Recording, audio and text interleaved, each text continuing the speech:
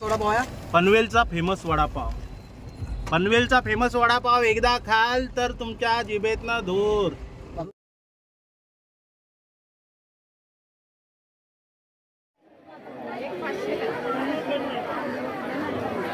आवश्यक सामान आहे ते सर्व सामान वगैरे बाहेर काढतात. बाई केळेवाली मी सांग तुम्हाला. नमस्कार मित्रांनो, मी विकास नारकर, तुझा माझा प्रवास या यूट्यूब चॅनलवरती तुमचं स्वागत आहे.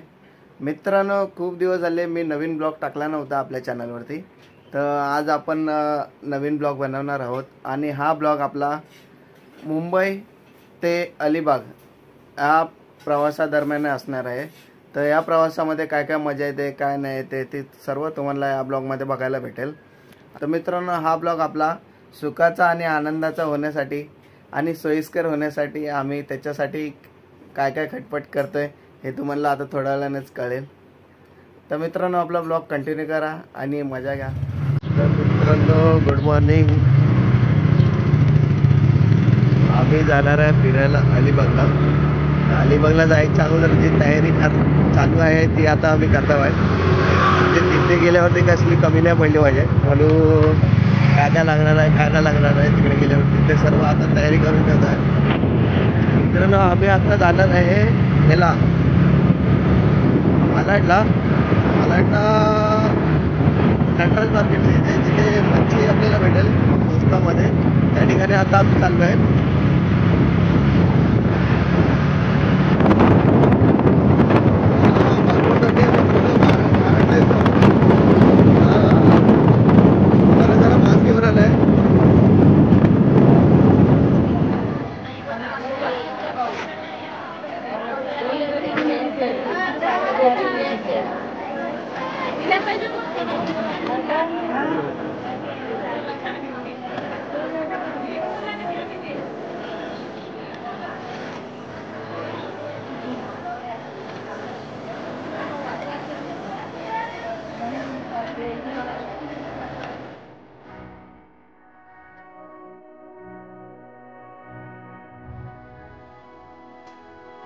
तर मित्रांनो, हे सामान वगैरे आम्ही सगळ्यात घेतलेलं आहे. मडकं बघा, पोपटी बनवायसाठी मडकं घेतलेलं आहे बघा. चलो, पोपटी बनायला पोपटी आहे. चला गार्गी, आपले बाय गार्गीला टाटा करूया. टाटा.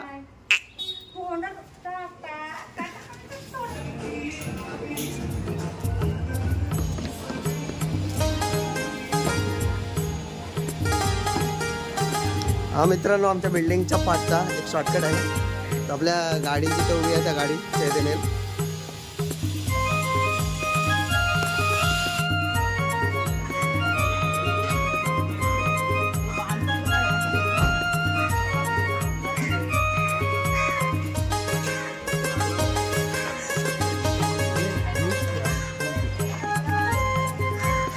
तयारी काय काय ती बघूया.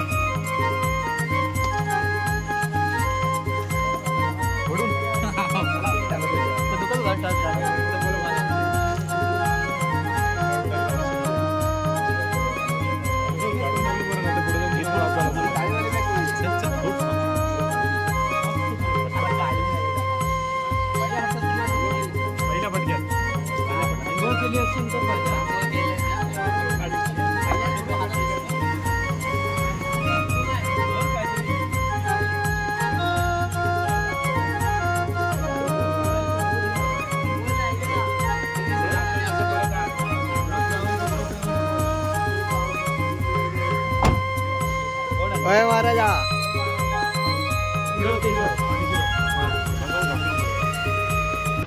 तर मित्रांनो, आता आमच्या ब्लॉगला सुरुवात करत आहे. आपल्या प्रवासाला आता आम्ही सुरुवात करत आहोत. आणि आपले मंडळी बघू शकता तुम्ही, सर्व बसलेत पाठी आपापल्या जागेवरती. चला मग करूया सुरुवात. मोरया मंगल मूर्ती. चला बाय बाय, टाटा. कुठे गेले? अरे गायब झाले. या नंतर दुसऱ्याकडे.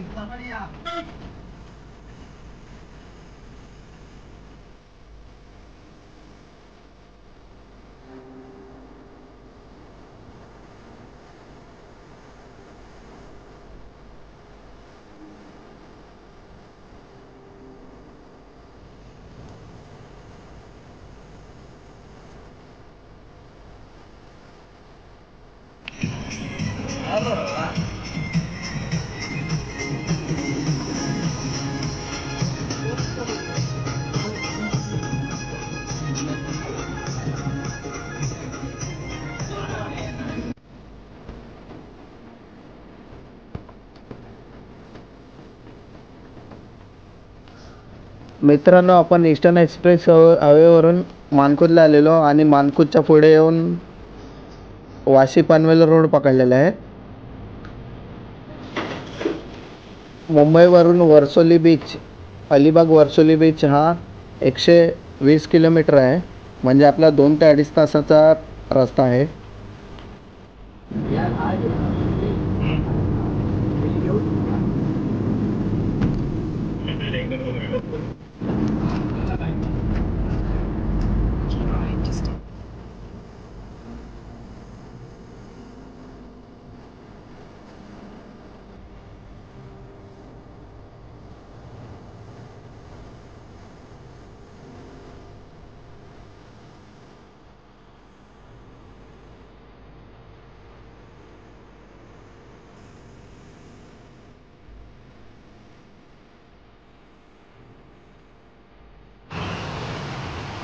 मित्रांनो, आपण आता कळंबोली ते आलो आहे आणि तुम्ही बघू शकता या साईडला पेट्रोल पंपवरती ती गाडी पेट्रोल भरते. ही इको आहे तिथे. आता पेट्रोल भरायचं आणि पेट्रोल फुल झाल्यानंतर मग नॉनस्टॉप. ॲक्च्युली आमचा काय झालं आहे की वरती जो प्लास्टिक बांधून ठेवलेला तो प्लास्टिक उडाला गाडीवरचा. तर बारक्या बघतोय की बॅग वगैरे व्यवस्थित आहेत ना. हे लूज झालं.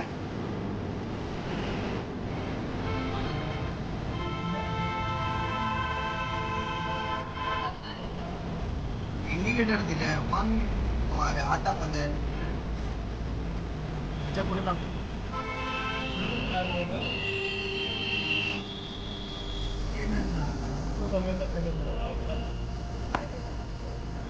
कोण चालला तिथे खायला मजा नाही वगैरे तिथून बघतो.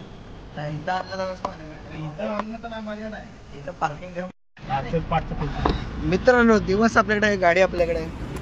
आता प्लॅन झालाय पनवेलला आलेला आहे आणि पनवेलचा फेमस वडापाव खायला जायचा असा मुलांचा बेत झालेला आहे. तर आता बघूया कुठे आहे पनवेलचा फेमस वडापाव. आणि दरवाजा बंद करा.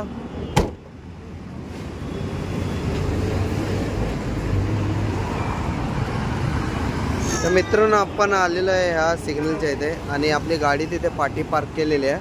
तिथून थोडं 2 मिनिटावरती चालत आलेलो आणि ज्या ठिकाणी आता आपण आलो आहे तिथे खास उतरलेलं आहे पनवेलमधला फेमस वडापाव खाण्यासाठी. तुम्ही बघू शकता तिथे हा शॉप आहे. पनवेलमधला सर्वात फेमस वडापाव इथे भेटतो.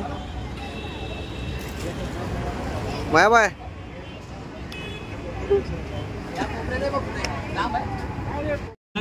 पनवेलचा फेमस वडापाव.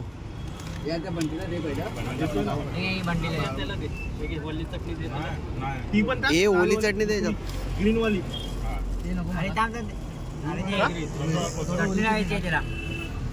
चटणी द्यायची आहे.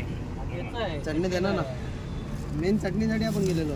हे माझा आहे तो पनवेलचा. पनवेलचा मग तो घेतला ना. मग हे त्यामध्येच ते भजी पण टाकून देत जा ना. 2 भजी दाम 2 प्लेट आणलं ना. अशा प्रकारे मित्रांनो आता आम्ही पनवेलचा फेमस वडापाव खाणार आहे. हाय गाईज, आम्ही आज थांबलोय पनवेलचा फेमस वडापाव खायला.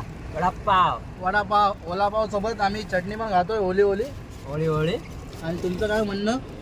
हे म्हणणं इकडे पण घे. वडापाव संपत आला मला. चष्मा काढून बोला. कुठे बघता हे समजत नाहीये. चष्मा उडाय. कुठला फेमस वडापाव आहे? पनवेलचा फेमस वडापाव. पनवेलचा फेमस वडापाव एकदा खाल तर तुमच्या जिभेतनं धूर. जिभेतनं धूर येईल, बाकी कुठून नाही. तुमची तिखट चटणी. नाव होतं पनवेलचा वडापाव फेमस वडापाव. पण 4 लोक होते मूल्य घ्यायला. मला वाटलं मोठा दुकान असेल, टपरी होता. ह्याच्यापेक्षा मोठं दुकान तर माझं आहे. आणि हिडन जेम्स आहे भाई. Hidden gems. हा, नारकळ टॉईस ह्याच्यापेक्षा मोठं दुकान आहे. तुम्ही एकदा या चांदवलीला भेट द्या. यांच्याकडे कॅमेरा देणार.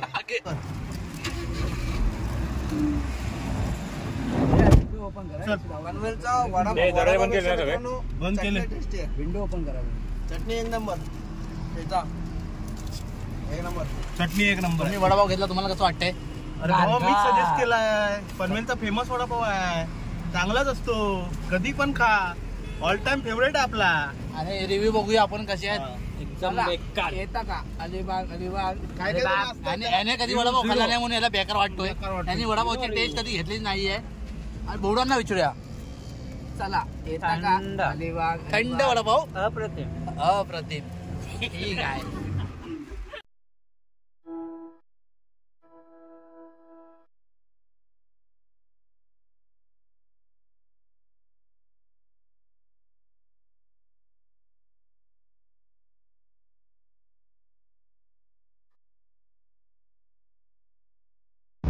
चला. मित्रांनो, आम्ही अलिबागला पोहोचलेलो आहे आणि अलिबाग आपल्या इथून 4 मिनिटावरती आहे.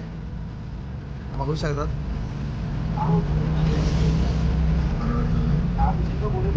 1 किलोमीटरच्या आसपास आहे 4 मिनिटावरती. म्हणजे आपण अलिबागला आलो आहे आणि आपला रूम तिथे आपण कॉटेज बुक केलेला आहे, तो आहे 4 मिनिटावरती. 550 मीटरवरती आपला शेवटचा टप्पा आहे.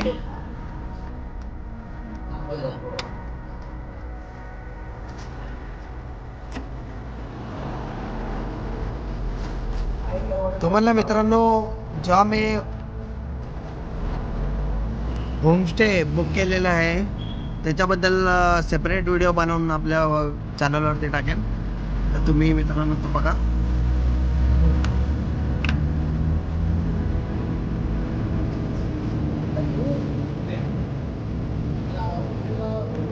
आणि तो होमस्टे तुम्हाला चांगला वाटला तर तुम्ही पण या ठिकाणी या. तुम्हाला त्या होमस्टेचा कॉन्टॅक्ट नंबर वगैरे शेअर करेल त्या चॅनलवरती. फक्त 1 मिनिटावरती राहिलेला आहे. सरळ जायचं आणि तिथून लिफ्ट.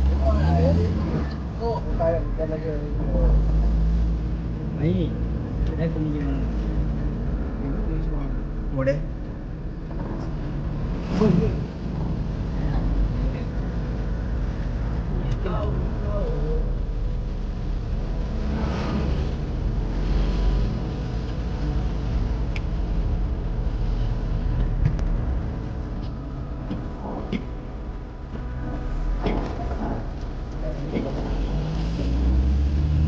थांब. पुढे पुढे इथं टर्न मारत अजिबात जागा नाही. नीट बघ. लेफ्ट दाखवलेला मी, मला आता इथे टर्न आहे की पुढे झालं. 1 मिनिटावरती 140 मीटरवरती. थोडं पुढे दत्तगुरू पाहिजे आपलं काय.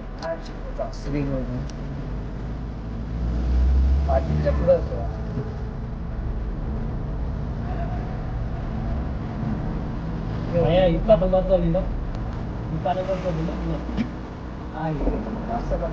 80 मीटरवरती. आता थोडं लेफ्ट साईड, कॉटेज लेफ्ट साईडला.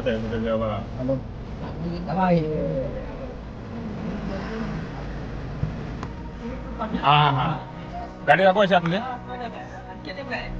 मित्रांनो, आपल्या कॉटेजचे इथं आलेलो आहे. इथे एक छोटा लेफ्टन आहे, आतमध्ये थोडा गल्लीसारखं आहे. आणि आपले ते काका आलेले आहेत आपल्याला पिकअप करायला. ते पुढे धावतात आणि आम्ही गाडीमध्ये.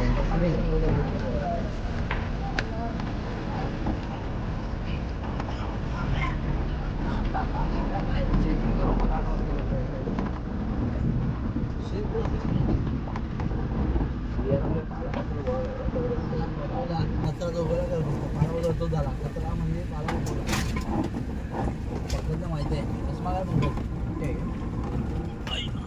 गावात.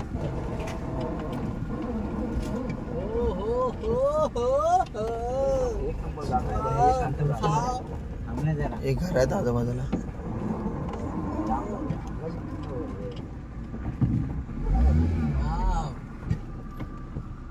Awesome place, bro.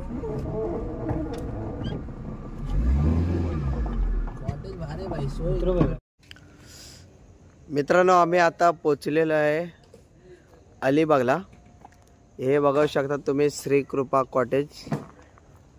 या ठिकाणी आम्ही होमस्टे बुक केलेला आणि आपले मंडळी बघा कसे सामान वगैरे जे आपल्याला आवश्यक सामान आहेत ते सर्व सामान वगैरे बाहेर काढतात. बाई केळेवाली मी सांग तुम्हाला शोभेल का. हा असा मजा येणार आहे. तर बाकी मित्रांनो घराच्या आतमधला रिव्ह्यू वगैरे तुम्हाला नंतर देतो आणि काय इथले खासियत आहे किंवा काय नाही तुम्हाला पण या ठिकाणी